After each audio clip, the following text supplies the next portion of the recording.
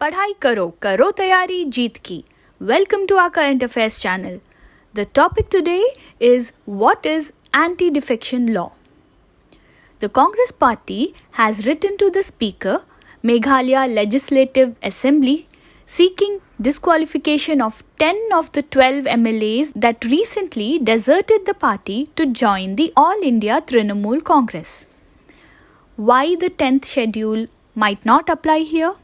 The 10th schedule of the Indian Constitution, commonly referred to as the Anti-Defection Act, says that disqualification on ground of defection will not apply in case of a split where a member of a house claims that he or she and any other members of his or her legislature party constitute the group representing a faction which has arisen as a result of a split in the original political party, and such group consists of not less than 2/3 of the members of such legislature party, he or she shall not be disqualified.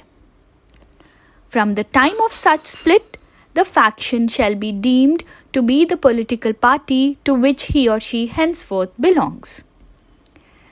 The relevance, the 10th schedule of the Indian Constitution, popularly known as the Anti-Defection Law.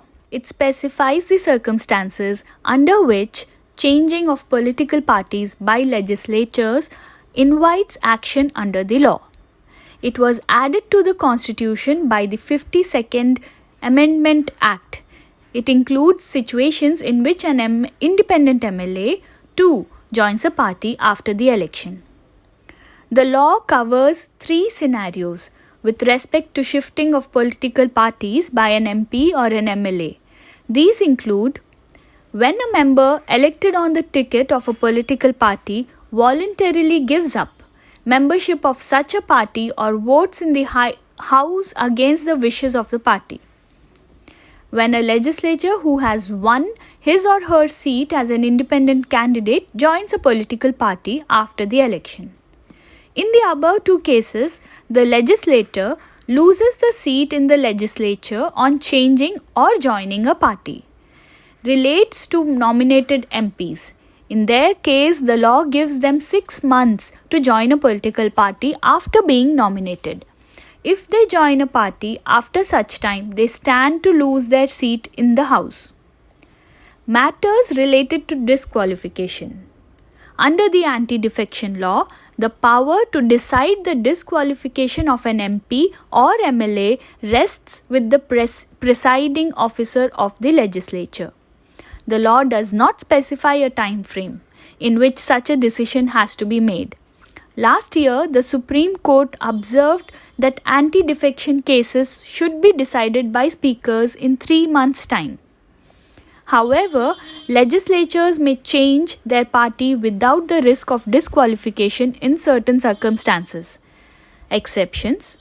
The law allows a party to merge with or into another party provided that at least 2/3 of its legislatures are in favor of the merger. On being elected as the presiding officer of the House, if a member voluntarily gives up the membership of his party or rejoins it after he ceases to hold that office, he won't be disqualified. The loopholes in the law. Those against say that voters elect individuals in the election and not parties, and hence the anti-defection law is infructuous. That's all today on this topic. Don't forget to like, share and subscribe our channel and stay tuned for more regular updates. पढ़ाई करो, करो तैयारी जीत की.